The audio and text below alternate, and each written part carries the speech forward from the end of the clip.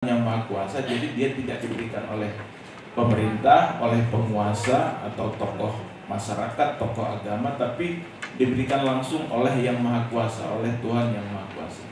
Karena itu hak ini tidak bisa dicabut, tidak bisa dihilangkan, dan harus dihormati oleh pemerintah, oleh setiap orang, oleh masyarakat, agar seorang manusia itu betul-betul bisa menjadi manusia. Maka setiap orang itu harus dihormati, dilindungi hak asasi manusianya.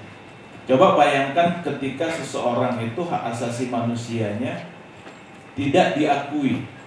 Misalnya hak untuk berbicara, hak untuk berpendapat. Apa yang akan terjadi? Manusia sudah seperti mesin. Jadi tidak didengar aspirasinya. Dia seperti mesin saja. Dia seperti barang. Nah, jadi hak asasi manusia itu penting. Ketika seorang kehilangan, tidak dihormati hak asasi manusianya, maka dia sama seperti barang, sama seperti budak. Kalau kita ingat zaman dulu ya, cerita-cerita tentang budak, di mana seseorang itu tidak bisa berpendapat, tidak punya keinginan, tidak boleh berkeinginan, tidak bebas berpindah tempat. Dia seperti budak, bisa diperjualbelikan, sama seperti barang. Nah, coba bayangkan kalau kita diperlakukan seperti itu, seperti barang. Nah, karena itu hak asasi manusia itu penting sekali untuk diberikan, dihormati, dijunjung tinggi, dilindungi oleh siapapun, terutama oleh pemerintah. Jadi pemerintah harus menjamin hak asasi manusia.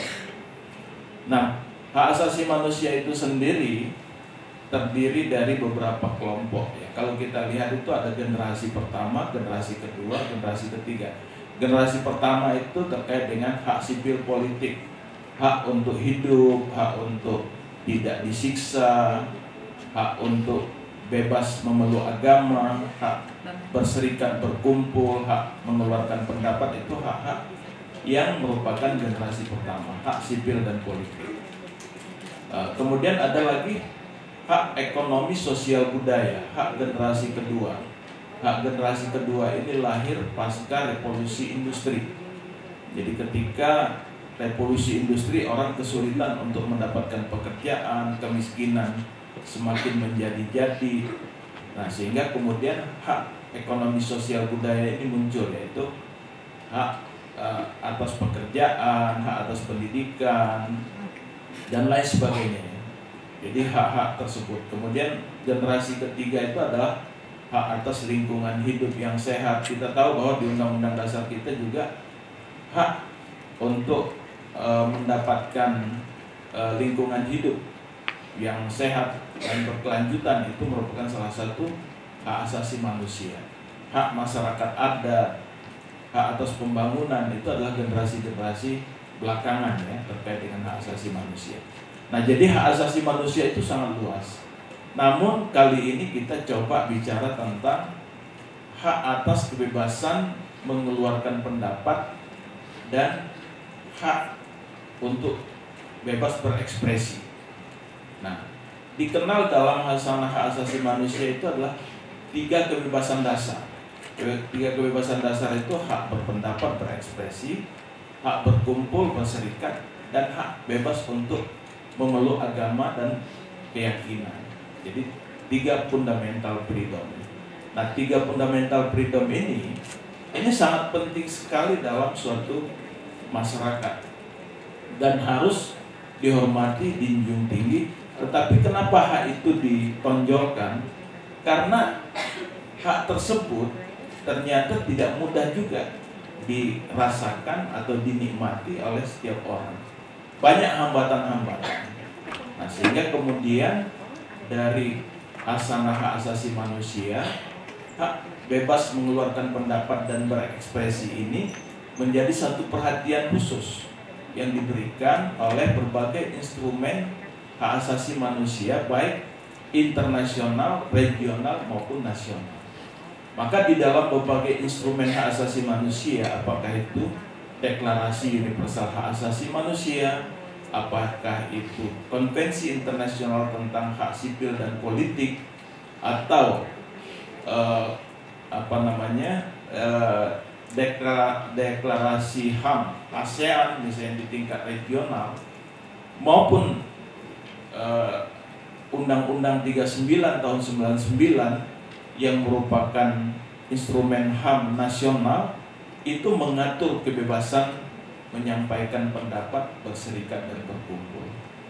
Nah, kita coba lihat ya, ada banyak kejadian-kejadian yang kita hadapi di sekitar kita ketika orang menyampaikan pendapat kemudian belum apa-apa sudah dilaporkan tindak pidana ITE. Tadi Pak Wakil Rektor sampaikan yang namanya kebebasan itu tidak berarti bebas-bebasnya, karena dia juga dibatasi oleh hak asasi manusia orang lain gitu. Jadi kita punya hak asasi manusia, tetapi bukan berarti kita kalau bebas sebebas-bebasnya. Tapi bukan berarti juga bahwa ketika seseorang itu mengeksersis, menggunakan haknya, terus belum apa-apa sudah dipidanakan kan gitu, dikriminalisasi. Dan itu banyak sekali terjadi di masyarakat kita. Mungkin pernah mendengar ya beberapa waktu lalu rekan-rekan mahasiswa. Jadi ini sangat penting sekali disampaikan dan diketahui oleh mahasiswa, karena bisa jadi ini yang akan kita alami dalam kehidupan kita sehari-hari. Contoh misalnya ada seorang pasien di satu rumah sakit. Kemudian dia mendapatkan pelayanan yang tidak baik dari rumah sakit tersebut. Lalu dia mengeluh melalui media, entah itu media massa, entah itu media sosial dan lain sebagainya. Tahu-tahu oleh perusahaan, oleh rumah sakit yang dia tidak merasa berkenan atas laporan itu, melaporkannya ke polisi. Lalu dia diproses. Jadi dia sebagai pasien, dia sudah mendapat perlakuan yang tidak baik, layanan yang tidak baik yang merugikan dirinya. Kemudian dia menyampaikan itu, maksudnya supaya mendapatkan perhatian, supaya dia mendapat perlakuan yang baik. Tapi malah dia dilaporkan balik dan kemudian diproses secara pidana. Dan kemudian proses pidananya berjalan dan dia dihukum. Nah, coba bayangkan, bagaimana seorang pasien, misalnya saya, mengalami sesuatu terus saya menyampaikan apa yang saya alami, kok bisa dituduh pencemaran nama baik? Padahal ini kan kebebasan menyampaikan pendapat, kebebasan berekspresi. Nah, sehingga kemudian ya, peristiwa itu membangkitkan kesadaran kepada banyak orang bahwa wah, ini tindakan seperti ini nggak benar nih. Sehingga muncul berbagai solidaritas terhadap itu, namanya siapa itu? Prita ya, Prita, bukan Prita Laura. Kalau Prita Laura artis ya, kalau ini Prita Mulyasari. Nah, jadi Prita Mulyasari ini kemudian mendapatkan simpati dari banyak orang. Nah, dan untuk proses pidananya dia nggak punya uang, kemudian ada banyak solidaritas muncul, dikumpulkan uang sehingga terkumpul ratusan juta rupiah. Lalu kemudian banding, dia masih dihukum, kemudian dia kasasi. Ketika kasasi, ternyata kemudian hakimnya merasa, wah, masa seorang pasien menyampaikan apa yang dia alami kok dihukum. Akhirnya oleh hakim agung ya, di tingkat Mahkamah Agung itu dia dinyatakan bebas.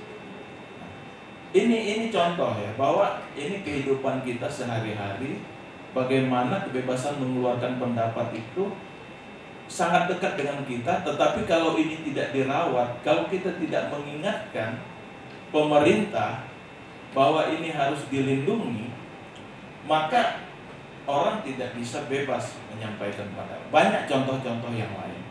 Misalnya ada beberapa waktu lalu seorang seniman misalnya di Jogja misalnya, tahu-tahu dilaporkan melakukan pencemaran nama baik kepada Presiden Jokowi oleh pendukung Pak Jokowi gitu. Nah, terus sudah hampir diproses oleh polisi, Tapi Pak Jokowi sendiri mengatakan nggak perlu dilaporin kayak gini. Saya sih terima-terima aja dikritik. Nah akhirnya proses hukumnya nggak jalan.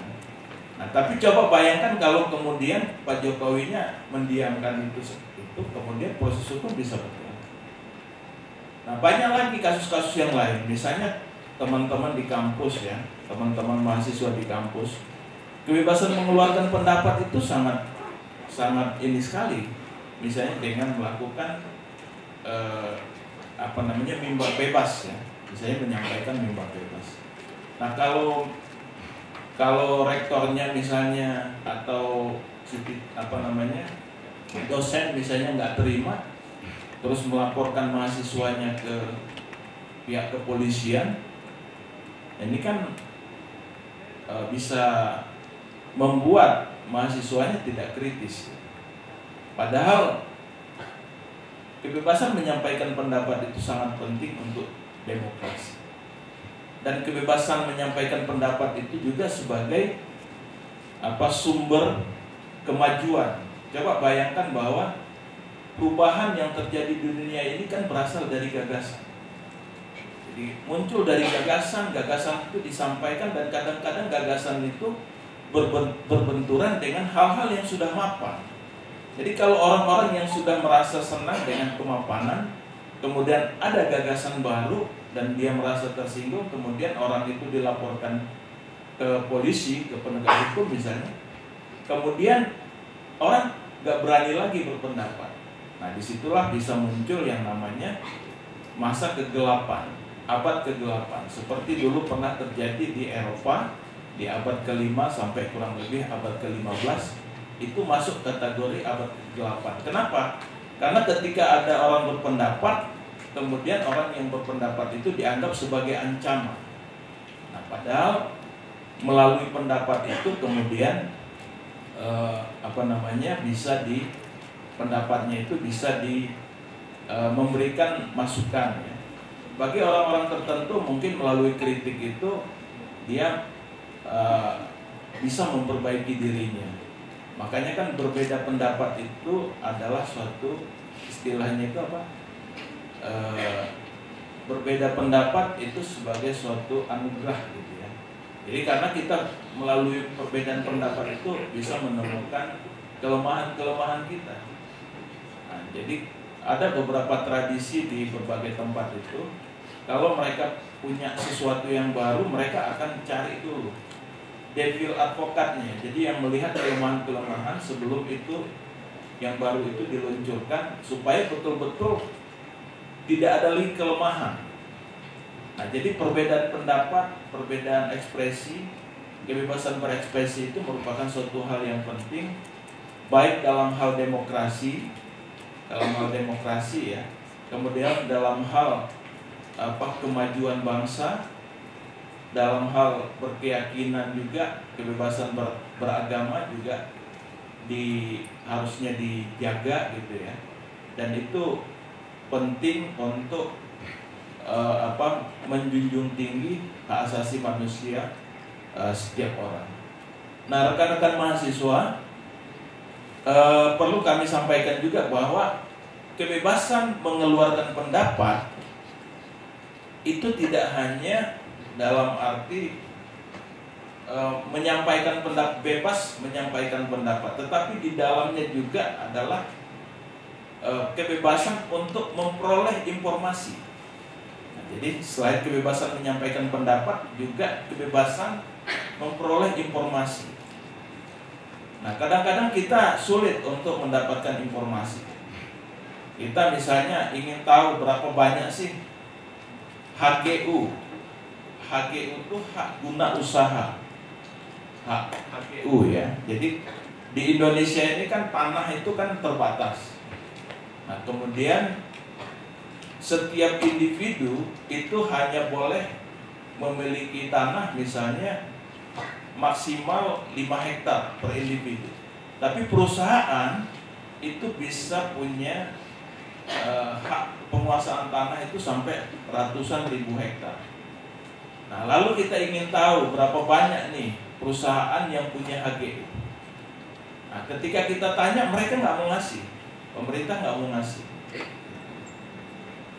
Kenapa? Karena begitu dibongkar, ternyata yang punya HGU itu hanya segelintir pengusaha di Indonesia, hanya segelintir perusahaan, dan itu menunjukkan ketidakadilan. Masa tanah Indonesia yang begitu luas hanya dikuasai oleh segelintir orang? Nah, bagaimana mungkin bisa memberikan kesejahteraan kepada masyarakat gitu? Nah, sehingga kemudian ketika sejumlah NGO misalnya minta kepada pemerintah, siapa saja nih yang punya HGU, itu sulit untuk diperoleh. Padahal hak untuk memperoleh informasi itu merupakan hak asasi manusia juga. Lalu akhirnya untuk supaya hak asasi manusia itu dapat terpenuhi, maka pemerintah mengeluarkanlah Undang-Undang Kebebasan Informasi Publik. Jadi wajib bagi pemerintah untuk mengeluarkan informasi kepada masyarakat yang membutuhkan, kecuali untuk informasi-informasi yang dikecualikan. Nah, jadi seperti itu. Jadi rekan-rekan semua, kebebasan menyampaikan pendapat ini juga perlu didukung untuk kebebasan memperoleh informasi. Karena kalau tidak didukung oleh kebebasan memperoleh informasi, bisa jadi informasinya tidak memadai sehingga pendapat yang dikeluarkan bisa jadi tidak tepat. Tapi dengan adanya kebebasan memperoleh informasi itu, maka mereka akan mendapatkan informasi yang seterang-terangnya. Nah, jadi yang ingin kami sampaikan bahwa kebebasan menyampaikan pendapat ini menjadi sangat penting, dan dia tidak hanya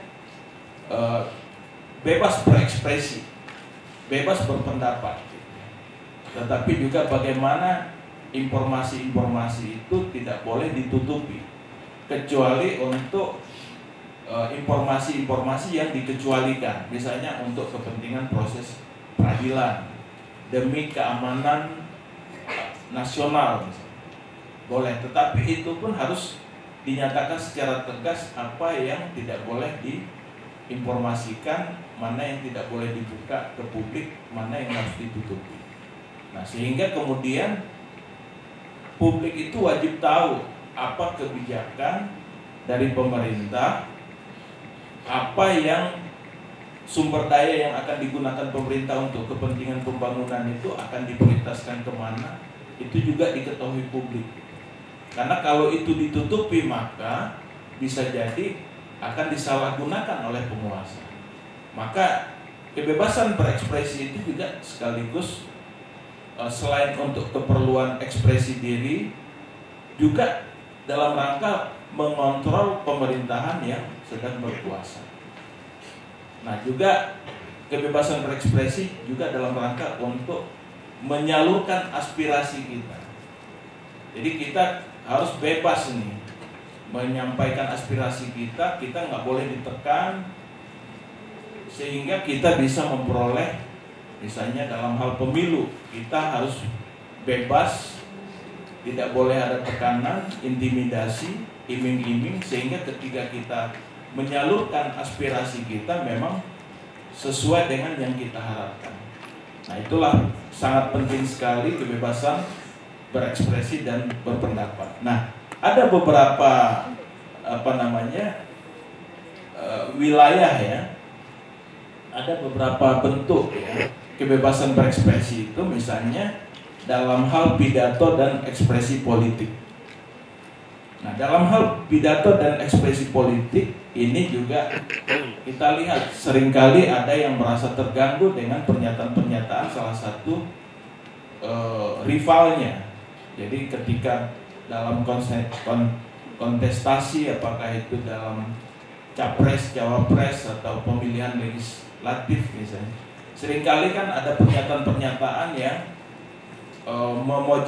dianggap memojokkan atau mengkritisi lawannya. Nah, sebenarnya ini kan kebebasan berekspresi dalam hal politik ini sebenarnya suatu hal yang harus dijaga ya, agar supaya suasana kondusif, suasana politik kita berjalan dengan kondusif. Namun dalam berbagai pengalaman kita juga kebebasan itu juga tidak bisa diberlakukan sebebas-bebasnya. Ketika kebebasan itu digunakan misalnya untuk mengajak orang melakukan kekerasan misalnya, atau kebebasan itu digunakan untuk mengajak orang lain melakukan berbagai bentuk intimidasi atau serangan atau kebencian kepada pihak lain. Nah, itu juga yang tidak boleh dilakukan, misalnya untuk mendiskriminasi orang lain. Jadi misalnya dalam pidato politik bagi pendukung calon dari kita, maka akan diberikan beras, akan diberikan susu dan lain sebagainya, tapi yang tidak akan mendapatkan kesulitan misalnya. Nah, itu kan pernyataan-pernyataan yang tidak boleh dilakukan gitu ya. Apalagi kalau sampai misalnya menyerang. Jadi ini dari etnik tertentu ini nggak mendukung nih, karena itu kita harus serang mereka. Dan itu terjadi di beberapa negara. Nah, ini yang tidak boleh. Jadi kebebasan berpolitik harus dilindungi, tetapi juga ada batasnya. Jadi kalau ada insinuasi berwujud kebencian, diskriminasi, ajakan kekerasan, itu dilarang. Nah, kemudian yang lain misalnya dalam hal keagamaan. Jadi kebebasan berekspresi ini juga kita harus melindungi mereka yang ingin melaksanakan agamanya sesuai tuntutan dari agamanya. Tetapi tentunya masing-masing agama itu punya aturannya sendiri yang memang harus dijaga. Jadi juga nggak boleh Jadi di sini ada keseimbangan ya antara kebebasan dengan penghormatan, itu harus ada keseimbangan. Jadi kita bebas untuk melaksanakan agama. Biasanya ada beberapa contoh ya di beberapa daerah itu, ketika ada orang melaksanakan pengajian di rumahnya atau melakukan istilahnya itu, waktunya berapa lagi? 5 menit lagi ya. Jadi ketika mereka mengadakan pengajian di rumahnya misalnya, kemudian tahu-tahu dibubarkan misalnya, itu juga kan nggak benar gitu. Karena setiap orang itu bebas untuk memeluk agama ya, dan mengekspresikan agamanya sesuai dengan keyakinan dan tuntunan agamanya. Tetapi bukan berarti ketika seorang memeluk agama terus melaksanakan ajaran agamanya sesuai dengan kemauannya sendiri.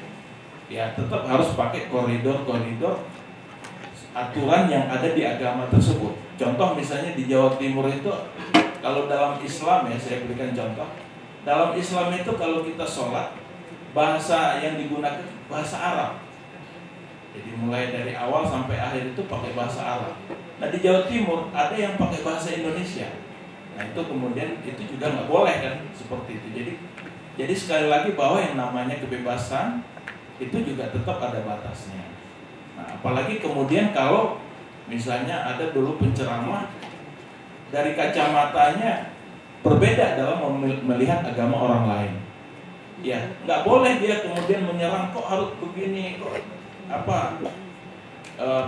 menyembah dan lain sebagainya sesuai dengan praktek yang ada di agama lain, kemudian dicela. Sebenarnya nggak bisa seperti itu. Jadi kalau dia mau melaksanakan agamanya monggo aja, tapi jangan sampai kemudian menyerang dari agama lain. Nah, inilah yang penting juga kita selalu ingatkan, dan pemerintah juga perlu menjaga kerukunan beragama ini, toleransi beragama itu juga perlu dijunjung tinggi ya. Nah, karena rawan sekali ya terkait dengan kebebasan beragama ini dan ekspresi